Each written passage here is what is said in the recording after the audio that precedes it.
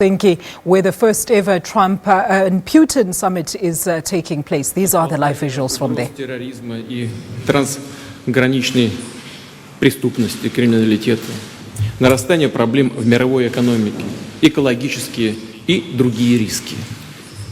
Справиться со всем этим можно только объединяя усилия. Надеюсь, что мы придем к пониманию этого и с американскими партнерами.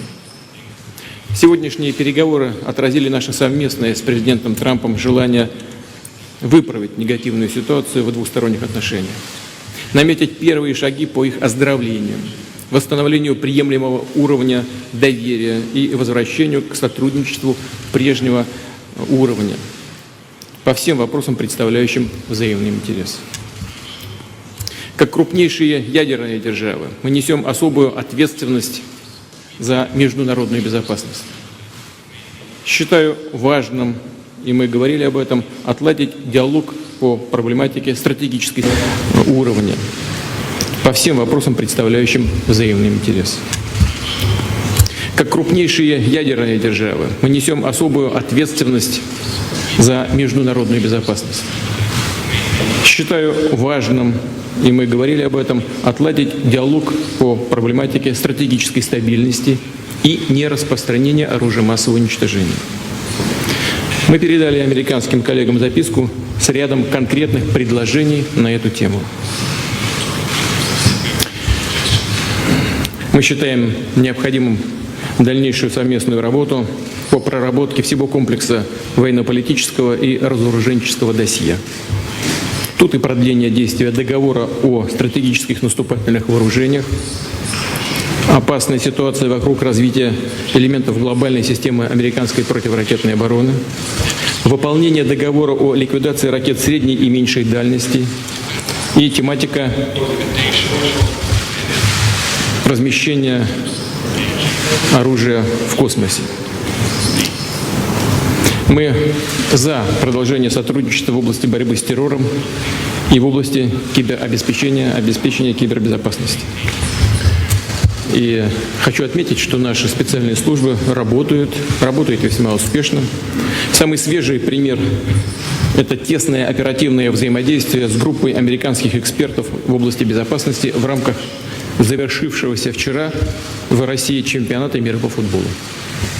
Вообще же контакты по линии спецслужб полезно перевести. All right, so the images that you're seeing now is this press conference between. The images that you can see now is this press conference that's being held by the Russian President Vladimir Putin and President Barack Obama. We're hoping to be able to get you the English translation as it comes in live. But this is the combination of a 2-hour meeting that's taken place between these two heads of state in a time that the relationship between Russia and America has been at its lowest ever since. And in fact, this morning, Donald Trump tweeted on his line, he says that our relationship with Russia has never been worse, thanks to many years of US foolishness and stupidity, and now this rigged witch hunt. Peter, and I suppose it also emanates from while we wait for President Donald Trump to come in there, because we are doing this in courtesy of the fact that nobody understands the Russian there. I mean, remember the allegations about the misinformation feed? У нас есть все необходимые слагаемые.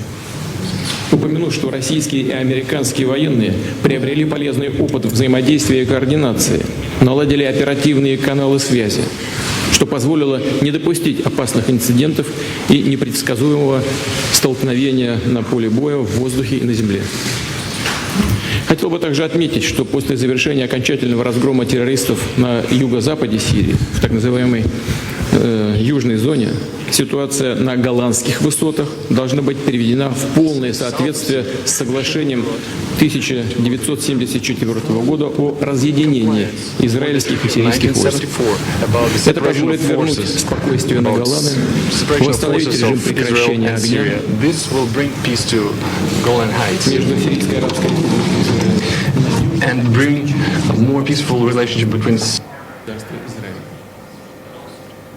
Господин президент уделил этому сегодня особое внимание. хочу подтвердить, что Россия заинтересована в таком развитии событий и будет придерживаться именно такой позиции. Таким образом будет сделан take a step toward creating a lasting peace There's English now. in compliance with the respective resolutions of Security Council, for instance, the resolution 338. We're glad that the Korean Peninsula issue is starting to resolve. To a great extent, it was possible thanks to the personal engagement of President Trump, who opted for dialogue instead of confrontation. We also mentioned our concern about the withdrawal of the United States from the JCPOA. Well, our U.S. counterparts are aware of our posture. Let me remind you that thanks to the Iranian nuclear deal, Iran became the most controlled country in the world. It's submitted to the control of IAEA. It effectively ensures the exclusively peaceful nature of Iranian nuclear program and strengthens the non-proliferation regime. While we discussed the internal Ukrainian crisis, we paid special attention to the bona fide implementation of Minsk agreements by Kiev. At the same time, the United States could be more decisive in nudging the Ukrainian leadership and encourage it to work actively in this. We paid more attention to economic ties and economic cooperation. It's clear that both countries, the businesses of both countries, are interested in this. American delegation was one of the largest delegations on the St. Petersburg Economic Forum. It featured over 500 representatives of American businesses. We agreed, me and President Trump, we agreed to create a high-level working group that would bring together captains of Russian and American business. After all, entrepreneurs and businessmen know better how to articulate this successful business cooperation. We'll let them think and make their proposals and suggestions in this regard. Once again, President Trump mentioned the issue of the so-called interference of Russia in the American elections, and I had to reiterate things I said several times, including during our personal contacts, that the Russian state has never interfered and is not going to interfere into internal American affairs, including election process.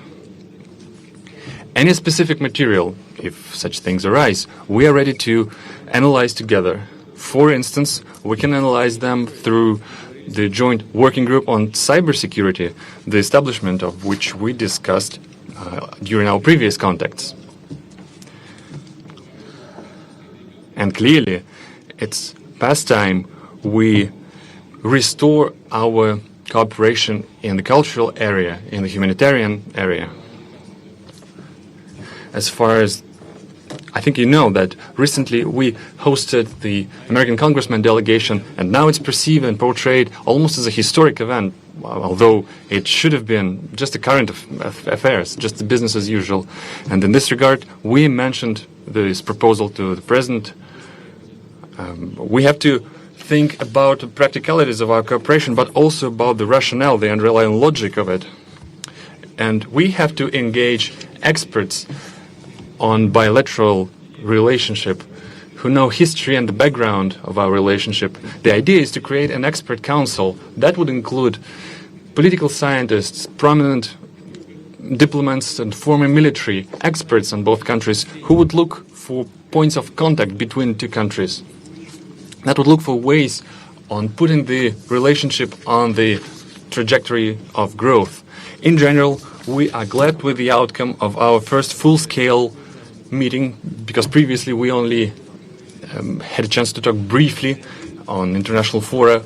We had a good conversation with President Trump, and I hope that we start to understand each other better, and I'm grateful to Donald for it.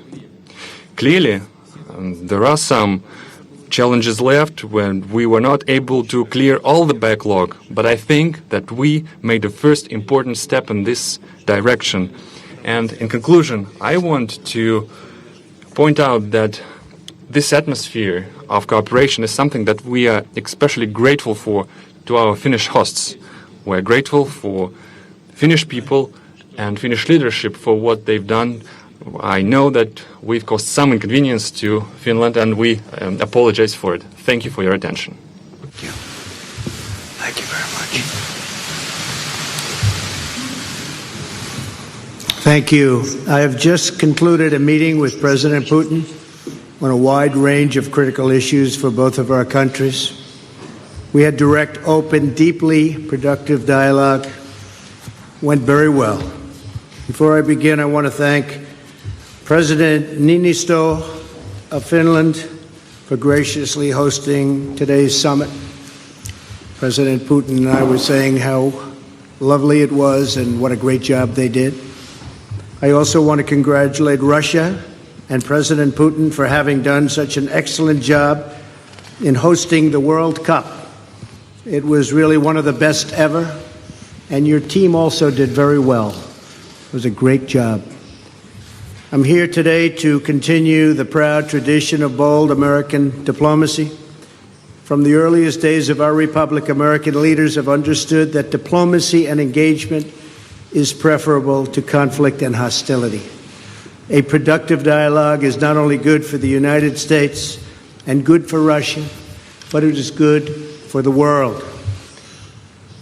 The disagreements between our two countries are well known, and President Putin and I discussed them at length today. But if we're going to solve many of the problems facing our world, then we're going to have to find ways to cooperate in pursuit of shared interests. Too often in both recent past and long ago, we have seen the consequences when diplomacy is left on the table. We have also seen the benefits of cooperation. In the last century, our nations fought alongside one another in the Second World War. Even during the tensions of the Cold War, when the world looked much different than it does today, the United States and Russia were able to maintain a strong dialogue. But our relationship has never been worse than it is now. However, that changed as of about 4 hours ago. I really believe that. Nothing would be easier politically than to refuse to meet, to refuse to engage, but that would not accomplish anything. As president, I cannot make decisions on foreign policy in a futile effort to appease partisan critics or the media or Democrats who want to do nothing but resist and obstruct. Constructive dialogue between the United States and Russia affords the opportunity to open new pathways toward peace and stability in our world. I would rather take a political risk in pursuit of peace than to risk peace in pursuit of politics. As president, I will always put what is best for America and what is best for the American people. During today's meeting, I addressed directly with President Putin the issue of Russian interference in our elections. I felt this was a message best delivered in person. Spent a great deal of time talking about it, and President Putin may very well want to address it, and very strongly, because he feels very strongly about it, and he has an interesting idea. We also discussed one of the most critical challenges facing humanity, nuclear proliferation. I provided an update on my meeting last month with Chairman Kim.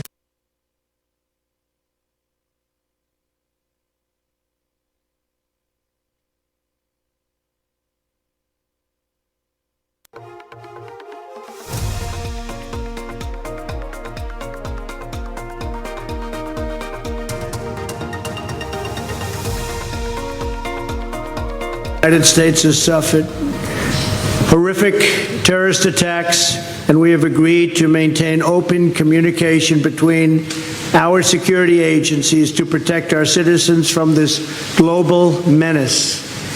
Last year, we told Russia about a planned attack in St. Petersburg, and they were able to stop it cold. They found them, they stopped them, there was no doubt about it. I appreciated President Putin's phone call afterwards to thank me. I also emphasized the importance of placing pressure on Iran to halt its nuclear ambitions and to stop its campaign of violence throughout the area and throughout the Middle East. As we discussed at length, the crisis in Syria is a complex one. Cooperation between our two countries has the potential to save hundreds of thousands of lives. I also made clear that the United States will not allow Iran to benefit from our successful campaign against ISIS. We have just about eradicated ISIS in the area. We also agreed that representatives from our national security councils will meet to follow up on all of the issues we addressed today and to continue the progress we have started right here in Helsinki. Today's meeting is only the beginning of a longer process, but we have taken the first steps toward a brighter future and one with a strong dialogue and a lot of thought. Our expectations are grounded in realism, but our hopes are grounded in America's desire for friendship, cooperation, and peace. And I think I can speak on behalf of Russia when I say that also. President Putin, I want to thank you again for joining me for these important discussions and for advancing open dialogue between Russia and the United States.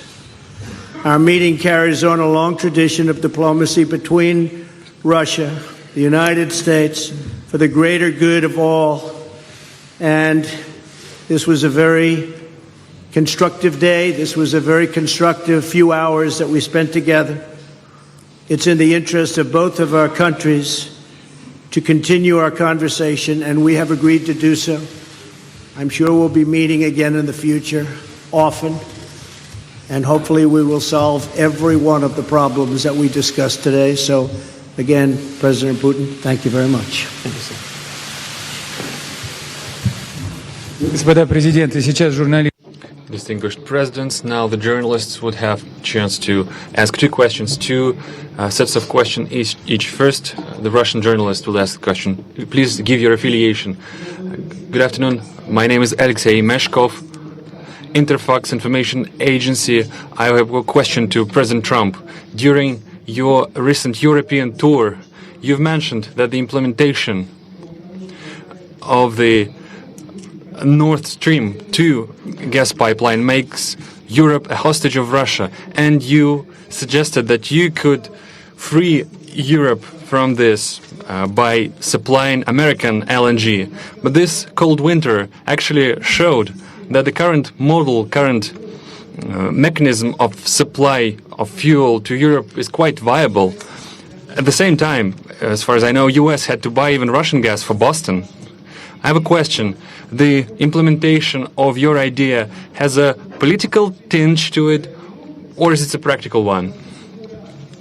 Because there will be a gap formed in the supply and demand mechanism, and the first, it's the consuming countries who will fall into this gap.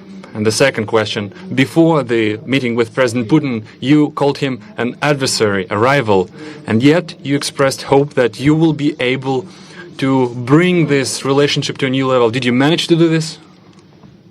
Well, actually, I called him a competitor, and a good competitor he is. And I think the word competitor is a compliment. I think that we will be competing when you talk about the pipeline. I'm not sure necessarily that it's in the best interests of Germany or not, but that was a decision that they made. We'll be competing. As you know, the United States is now, or soon will be, but I think it actually is right now the largest in the oil and gas world. So we're going to be selling LNG, and we'll have to be competing with the pipeline. And I think we'll compete successfully, although there is a little advantage locationally. So I just wish them luck. I mean, I did. I discussed with Angela Merkel in pretty strong tones. But I also know where they're all coming from. And they have a very close source. So we'll see how that all works out. But we have lots of sources now, and the United States is much different than it was a number of years ago when we weren't able to extract what we can extract today. So today we're number one in the world at that, and I think we'll be out there competing very strongly. Thank you very much. If I may, I throw in some 2 cents. We talked to Mr. President, including this subject as well. We are aware of the stance of President Trump, and I think that we, as a major oil and gas power, and the United States is a major oil and gas power as well, we could work together on regulation of international markets, because neither of us is actually interested in the plummeting of the prices. And the consumers will suffer as well, and the consumers in the United States will suffer as well, and the shale gas production will suffer. Because beyond a certain price bracket, it's no longer profitable to produce gas. But nor we are interested in driving prices up, because it will drain juices, life juices from all other sectors of the economy, from machine building, etc. So we do have space for cooperation here. That's the first thing. Then about the Nord Stream 2. Mr. President voiced his concerns about the possibility of disappearance of transit through Ukraine, and I reassured Mr. President that Russia stands ready to maintain this transit. Moreover, we stand ready to extend this transit contract that is about to expire next year, in case if the dispute between the economic entities will be settled in the Stockholm Arbitration Court. This goes to Jeff Mason from Reuters.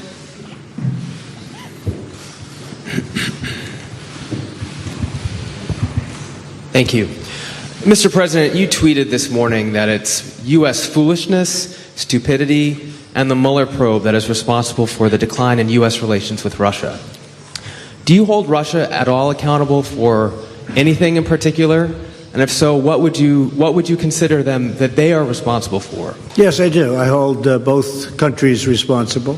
I think that the United States has been foolish. I think we've all been foolish. We should have had this dialogue a long time ago, a long time, frankly, before I got to office.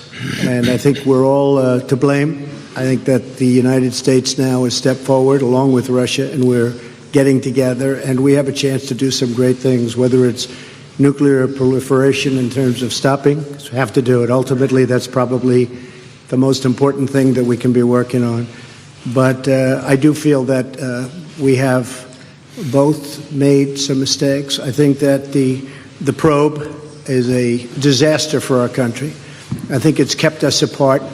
It's kept us separated. There was no collusion at all. Everybody knows it. People are being brought out to the fore. So far that I know, virtually none of it related to the campaign, and they're going to have to try really hard to find somebody that did relate to the campaign. That was a clean campaign. I beat Hillary Clinton easily, and frankly, we beat her, and I'm not even saying from the standpoint, we won that race, and it's a shame that there can even be a little bit of a cloud over it. People know that, people understand it, but the main thing, and we discussed this also, is zero collusion. And it has had a negative impact upon the relationship of the two largest nuclear powers in the world. We have 90% of nuclear power between the two countries. It's ridiculous. It's ridiculous what's going on with the probe. For President Putin, if I could follow up as well, why should Americans and why should President Trump believe your statement that Russia did not intervene in the 2016 election, given the evidence that U.S. intelligence agencies have provided? And will you consider extraditing them? All right, so we're going to have to come out of that press conference that's taking place now. The President of the United States and the President of Russia addressing the media after a 2-hour meeting that they had. And the sentiment that's coming out of there is one that suggests that they've found some ground to as a basis for starting a future cooperation. They both admitted that the relationship between the two countries is an all-time low. Donald Trump speaking about it this morning, and he's blamed blaming in part what's been happening at home in his country, in the US, and this Mueller probe that's taking place. And also 12 Russian intelligence officers have been indicted by the US Justice Department for hacking Democratic Party entities during the 2016 elections. So there was a lot of things on the table going into this conversation. A lot of Syria, things, Iran. yeah, absolutely, Peter. The nuclear thing also was a major factor in this. And of course, he says Trump committed to the fact that they've both committed to stop any campaigns of violence out in Syria. So very important issues, of course, coming out. And of course, they've also agreed to the cooperation between the two major powerhouses, saying that this could really save countless lives. Yes, indeed. And he talked about security. Donald Trump said, look, we warned Russia about a potential attack in Petersburg, and they phoned the Russians. The Russians were able to stop it cold, using his words. And President Putin phoned President Trump to say thank you very much indeed. And in fact, he says that the security councils of both countries are going to be meeting in the near future to follow on with this conversation that Trump said is one that should have been had for quite a while. He said that US foolishness was very much to play here. I was actually pleased that he accepted partially some of the blame for these tensions going so rogue, Peter. Very interesting. Well, I wouldn't say that he accepted blame. Well, not complete blame, so to say. He said, yeah. I'm partially to blame as well. All right, okay, we're going to leave that, and we'll have a fuller update on that, which some people might say has been a historic meeting between these two in such a very frosty environment up until now.